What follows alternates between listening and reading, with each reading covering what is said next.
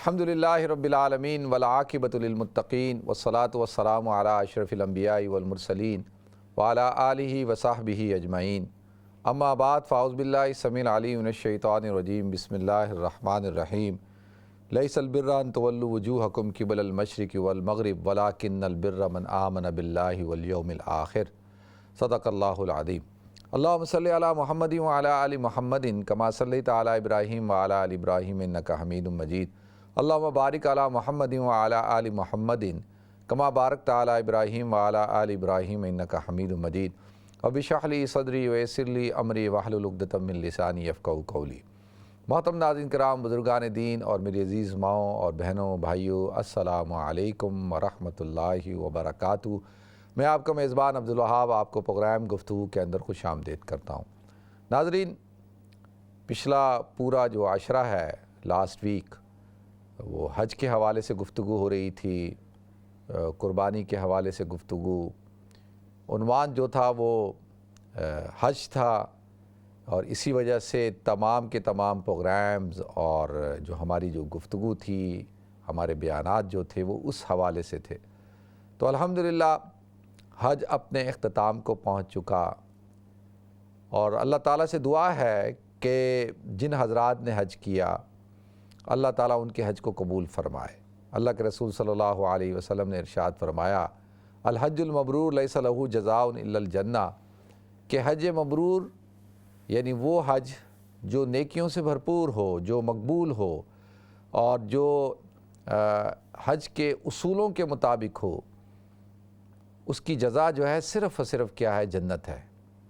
اور اسی طرح اللہ کے رسول صلی اللہ علیہ وسلم کا ارشاد ہے، من حج فلم یرفث ولم یفسق رجع کیوم ولدتہ امہ، کہ وہ شخص جس نے حج کیا اور حج کے اندر فسق و فجور کے کام نہیں کیے، گناہوں سے اپنے آپ کو بچایا، اور رفث سے یعنی جو باتیں ہوتی ہیں بے حیائی کی اور عریانی کی اور محبت کی، جو کہ سم ٹائم جائز بھی ہوتی ہیں، لیکن حج کے موقع پر کیونکہ ازدواجی تعلق قائم کرنا منع ہے، ان چیزوں سے بھی رکا، اپنے آپ کو ان تمام چیزوں سے بچایا، جو ناجائز چیزیں تھیں ان سے بھی بچایا، فسق و فجور سے، اور جو جائز تھیں لیکن وقتی طور پر ان کو ممنوع قرار دیا گیا تھا، ان سے بھی اپنے آپ کو بچایا۔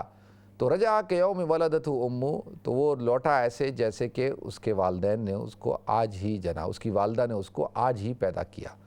تو لہذا جس طرح سے ایک نومولود ہوتا ہے ہر قسم کے گناہوں سے، ہر قسم کی گندگیوں سے پاک مبرہ، اور تمام کی تمام آلائشوں سے صاف ستھرا ہو کر جب وہ دنیا میں آتا ہے تو اس پر کسی قسم کا کوئی دنیا کا اور دنیاوی آلائشوں کا، دنیاوی گندگیوں کا کوئی غبار نہیں ہوتا، کسی قسم کا کوئی وبال نہیں ہوتا، کیونکہ وہ تو ابھی پیدا ہوا ہے۔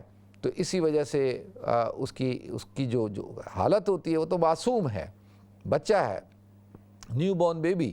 تو اسی طرح سے حاجی جو ہے وہ حج کرنے کے بعد ایسے ہو جاتا ہے، بالکل پاک صاف۔ تو اللہ تعالیٰ جنہوں نے حج کیا، اللہ تعالیٰ ان کو حج کی قبولیت عطا فرمائے، اللہ ان کو حج کی جزا عطا فرمائے، اور آئندہ جو حج سے جو چیزیں حاصل ہوئی ہیں، جو برکات حاصل ہوئی ہیں، جو انہوں نے ایک مقام کو حاصل کیا، ایک نسبت کو حاصل کیا ہے، اللہ تعالیٰ اس کو قائم اور دائم رکھے۔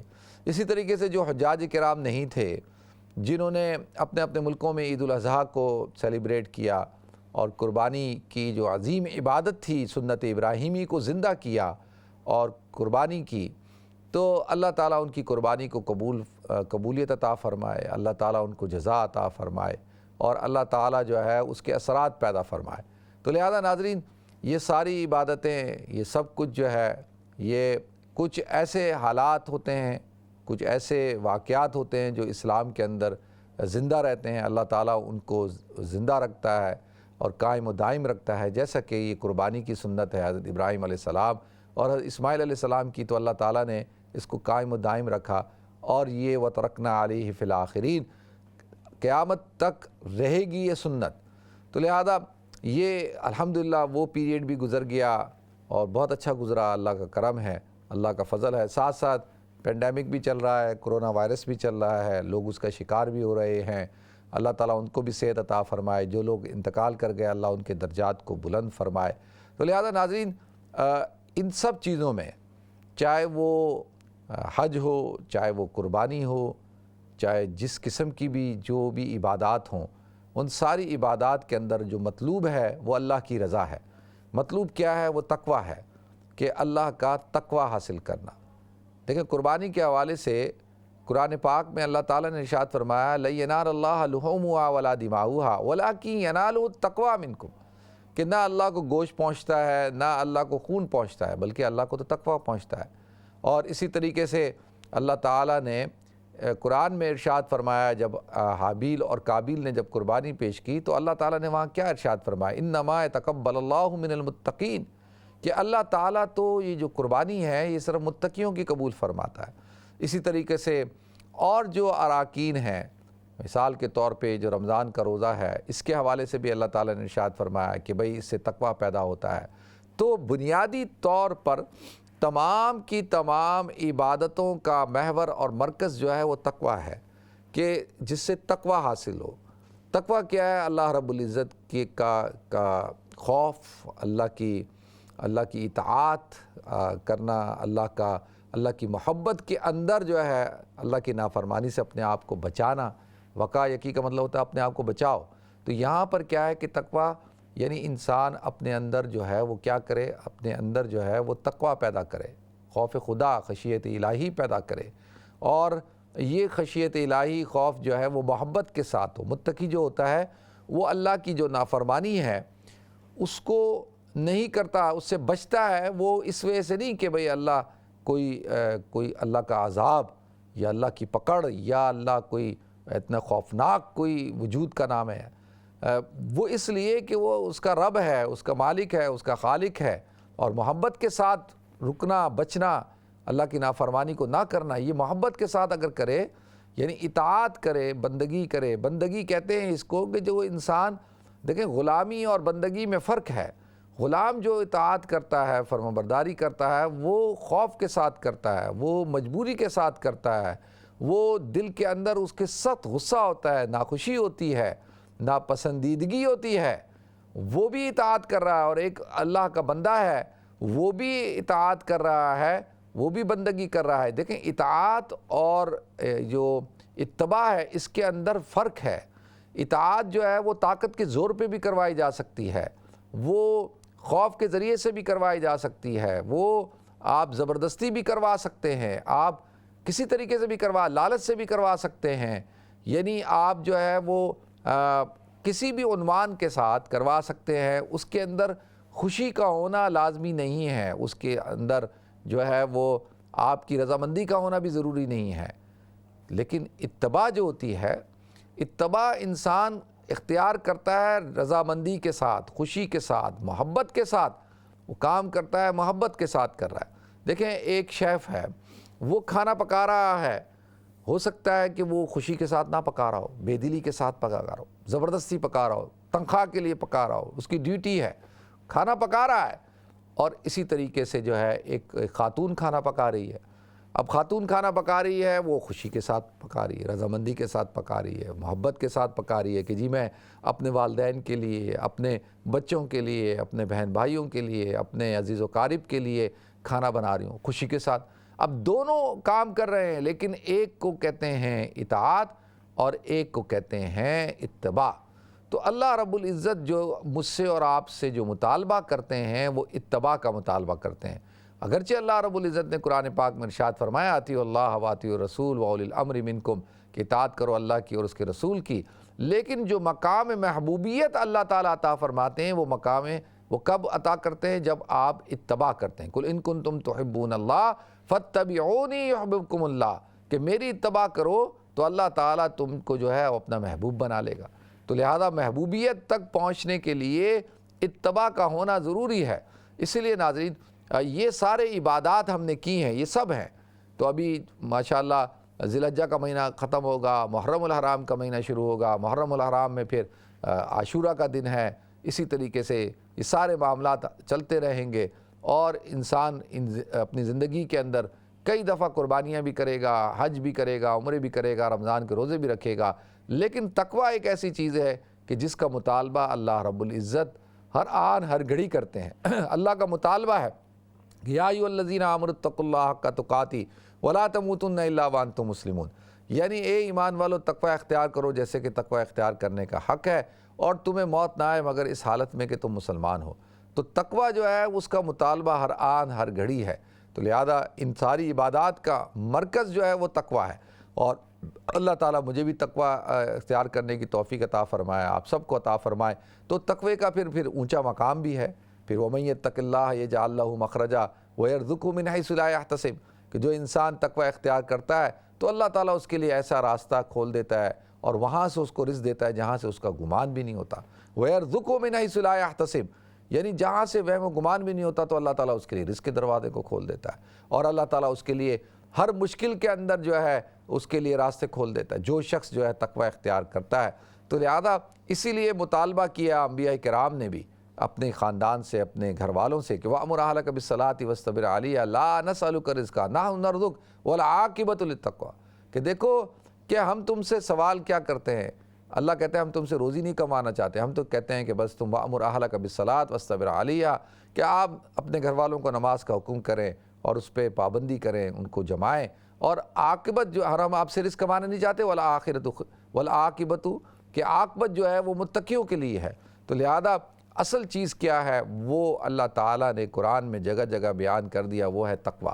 اسی لیے لیکن تقوی جو ہے وہ دل کی کیفیت کا نام ہے، وہ متقی جو ہے وہ کسی شخص کو آپ اس کے چہرے سے، اس کی شکل صورت سے، اس کے لباس سے آپ یہ نہیں کہہ سکتے کہ متقی ہے۔ ہاں یہ ضرور کہہ سکتے ہیں کہ اس نے متقیوں والا لباس پہنا ہوا ہے، اس نے متقیوں والی صورت اپنائی ہوئی ہے، لیکن متقیوں والا لباس ہو، متقیوں جیسی صورت ہو، لیکن دل تقوی سے خالی ہو، تو یہ تو انتہائی درجے جو ہے یہ کس بات کی ہے کہ یہ کیونکہ تقوی کا تعلق دل سے ہے اور دل ہی اصل مقام ہے ہر چیز کا، تو اللہ بھی مطالبہ کرتے ہیں کہ بھئی تم جو ہے تقوی اختیار کرو۔ تو اب تقوی جو ہے وہ کس چیز کا نام ہے؟ وہ دل کی کیفیت کا نام ہے، وہ انسان کے ظاہر کا نام نہیں ہے، انسان کے باطن کا نام ہے۔ تو قرآن میں جو اللہ تعالیٰ نے ارشاد فرمایا لیس البر ان تولوا وجوہکم قبل المشرق والمغرب ولکن البر من آمن باللہ، نیکی کیا ہے کہ اللہ پر ایمان لاؤ۔ تو لہذا ناظرین ایمان تو دل کی ایک اطاعت کا نام ہے نا، اتباع کا نام ہے، دل کی قبولیت کا نام ہے، اقرار باللسان و تصدیق بالقلب، زبان سے تو آپ اقرار کرتے ہیں لیکن تصدیق مہر جو ہے وہ قلب کی لگنا ضروری ہے۔ تو اب جو بر ہے، نیکی کا تعلق بظاہر کس سے نظر آتا ہے؟ بظاہر تو اس کا تعلق اعمال کے ساتھ ہے، عبادات کے ساتھ ہے، لیکن یہاں پہ کہا جا رہا ہے وَلَٰكِنَّ الْبِرَّ مَنْ آمَنَ بِاللَّهِ وَالْيَوْمِ الْآخِرِ، بلکہ نیکی کیا ہے کہ جو اللہ پر ایمان لائے اور آخرت پر ایمان لائے۔ تو اب یہاں پر یہ بات سمجھنے کی ہے کہ ایمان کی نیکی کیا ہے، کیونکہ ایمان ظاہری چیز کا نام نہیں ہے، ایمان باطنی چیز کا نام ہے۔ جو شہادت ہے وہ تو باطنی چیز کا نام ہے نا، نماز، روزہ، حج، زکوٰۃ، یہ تو ظاہری عبادات کا نام ہے، یہ تو خارجی ہیں، لیکن یہاں پہ کہا جا رہا ہے کہ ایمان کیا وَلَٰكِنَّ الْبِرَّ مَنْ آمَنَ، کہ نیکی کیا ہے کہ آپ ایمان لائیں اللہ پر۔ تو ایمان جو ہے وہ ایک باطنی چیز کا نام ہے، تو یہاں پہ کہا جا رہا ہے نیکی جو ہے وہ کیا ہے؟ اللہ پر ایمان لانا۔ تو گویا کہ ناظرین اصل چیز کیا ہے؟ اصل چیز جو ہے وہ تصحیح نیت ہے۔ اصل چیز کیا ہے کہ آپ ظاہری طور پر بھی ایمان لا سکتے ہیں اور باطنی طور پر بھی ایمان لا سکتے ہیں۔ ظاہری ایمان جو ہے وہ پھر وہ کیا ہوگا؟ وہ نفاق والا ہوگا، اور دل سے ایمان لانا جو ہے وہ مومن کا ایمان ہوگا۔ اور اسی لیے کہ جو اعمال ہیں، اعمال کے اندر بھی پھر دو چیزیں ہو جاتی ہیں کہ اعمال کے اندر اللہ تعالیٰ کہتے ہیں کہ بھئی ایک تو ظاہری اعمال ہے نا، لیکن اعمال کی روح کیا ہے؟ اعمال کی روح جو ہے تصحیح نیت ہے، اعمال کی روح جو ہے وہ خلوص ہے، خلوص۔ اور انما الاعمال بالنیات، کہ اعمال کا تعلق کس کے اوپر ہے؟ دار و مدار نیت کے اوپر ہے، اور نیت کس چیز کا نام ہے؟ وہ ظاہر کا نام نہیں ہے، نیت جو ہے وہ باطن کا نام ہے۔ تو لہذا اصل چیز کیا ہے ناظرین؟ اصل چیز جو ہے وہ ہماری روح ہے، ہمارا قلب ہے، ہمارا باطن ہے۔ ان اللہ لا ينظر الى صورکم ولکن ينظر الى قلوبکم، کہ اللہ تعالیٰ تمہاری صورتوں کو نہیں دیکھتا بلکہ تمہارے دلوں کو دیکھتا ہے، اور اللہ تعالیٰ تمہارے اعمال کو دیکھتا ہے، تمہارے مال کو نہیں دیکھتا۔ کہ اب اعمال جو ظاہر سے جن کا ظہور ہوگا، اور لیکن اصل جو روح ہوگی ان کی وہ باطن ہوگی، اور باطن کے اندر باطن کی کیا؟ خلوص نیت، اصل کیا ہے؟ خلوص۔ تو جو انسان خلوص کے ساتھ جو بھی عمل کرے گا وہ اللہ کی بارگاہ میں قبولیت حاصل کرے گا۔ تو لہذا ناظرین، یہ پچھلے جو ایام تھے ان کے اندر کیا تھا؟ ان کے اندر حج تھا، ان کے اندر جو ہے وہ عبادات تھیں، ان کے اندر قربانی تھی۔ پھر اللہ کے رسول صلی اللہ علیہ وسلم نے ارشاد فرمایا کہ تسبیح کا اہتمام کرو، تقدیس، اللہ کی تقدیس بیان کرو، تحمید بیان کرو، اور اللہ تعالیٰ کا ذکر کرو ان دنوں کے اندر۔ تو اب ذکر کا تعلق اور تسبیح اور تحمید کا تعلق جو ہے، اللہ کی حمد و ثنا بیان کرنے کا تعلق خاص ان دنوں کے ساتھ مخصوص نہیں ہے، بلکہ اس کا تعلق جو ہے پوری زندگی کے ساتھ ہے۔ لیکن ان دنوں کے اندر جو ہے وہ کثرت کے ساتھ حکم دیا گیا، تو لیکن کیا ہو گیا کہ پریکٹس ہو گئی۔ اب پریکٹس کروائی گئی کہ زیادہ سے زیادہ ایام تشریق تھے کہ ہر نماز کے بعد تکبیرات پڑھو، اللہ اکبر لا الہ الا اللہ واللہ اکبر وللہ الحمد۔ تو اس لیے کہ ان دنوں کے اندر ان کی پریکٹس کروائی گئی، یہ بڑے بابرکت مبارک دن تھے، تو ان دنوں کے اندر اللہ کی تکبیر بیان کرو، اللہ کی حمد بیان کرو۔ لیکن یہ اب کس بات کی مشق کروا لی؟ اب کہا جاتا ہے کہ بھئی ساری زندگی جو ہے وہ تو ذکر کو ساری زندگی کرنا ہے۔ اور ان فی خلق السماوات والارض واختلاف اللیل والنہار لآیات لأولی الالباب الذین یذکرون اللہ قیاما وقعودا وعلی جنوبہم، کہ وہ لوگ جو ذکر کرتے ہیں الذین یذکرون اللہ قیام وقعود وعلی جنوبہم، کہ کھڑے ہوئے، بیٹھے ہوئے، اپنے بستروں پر۔ تو دیکھیں یہ اصل مطالبہ ہے کہ ذکر جو ہے وہ ہر آن ہر گھڑی کرنا ہے، چلتے پھرتے، لیٹے ہوئے، بیٹھے ہوئے۔ اور ذکر سے کیا ہوگا؟ ذکر سے اللہ کی یاد پیدا ہوتی ہے، ذکر سے اللہ کا دھیان نصیب ہوتا ہے۔ تو ذکر کرنا جو ہے وہ انسان کو اللہ کے قریب کر دیتا ہے، اور اللہ فرماتا ہے فَاذْكُرُونِي أَذْكُرْكُمْ، کہ تم مجھے یاد کرو میں تمہیں یاد کرتا ہوں۔ تو لہذا اللہ کا ذکر کرنا، اور اللہ کہ جو آگاہ ہو جاؤ اور متوجہ ہو جاؤ کہ ہر چیز کو زنگ لگ جاتا ہے، لِكُلِّ شَيْءٍ ثَقَالَةٌ وَثَقَالَةُ الْقُلُوبِ، کہ ہر چیز کو زنگ لگ جاتا ہے اور دلوں کو بھی زنگ لگتا ہے، اور دلوں کی جو صفائی ہے وہ کس چیز سے ہے؟ وہ لذکر اللہ، وہ اللہ کے ذکر کے ساتھ ہے۔ تو لہذا اس کا بھی اہتمام ہم نے کرنا ہے۔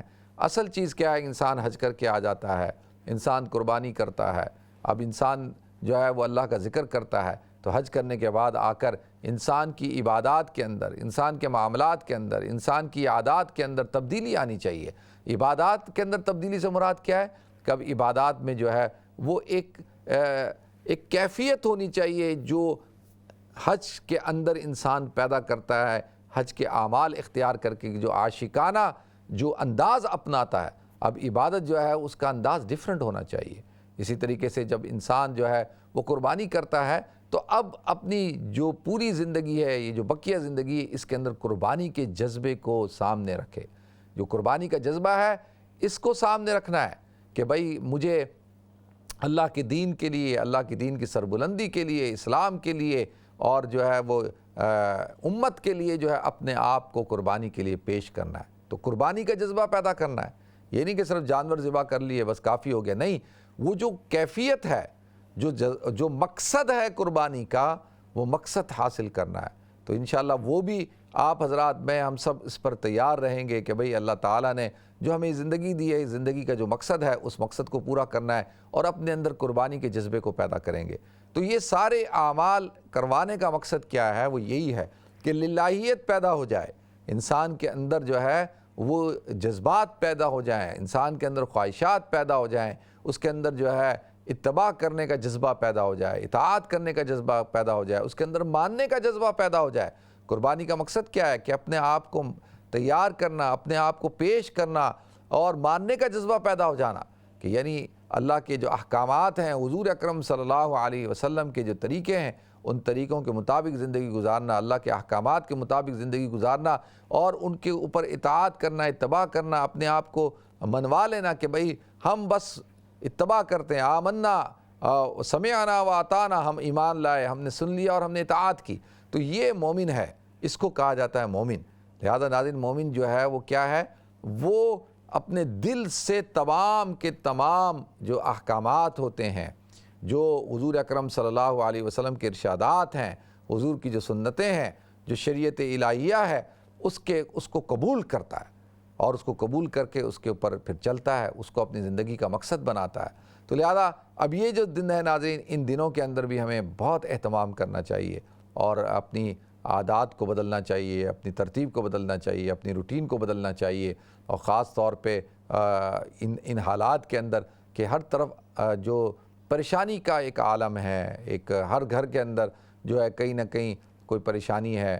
اب جیسے ہمارے گھر کے اندر جو ہے ہمارے بڑے بھائی صاحب، ان کو کرونا ہو گیا، ان کی اہلیہ کو ہو گیا، ان کے بچوں کو ہو گیا، اب سارے گھر کو ہو گیا، تو وہ عید سے 1-2 دن پہلے کی بات ہے، تو وہ بیمار چل رہے ہیں کافی۔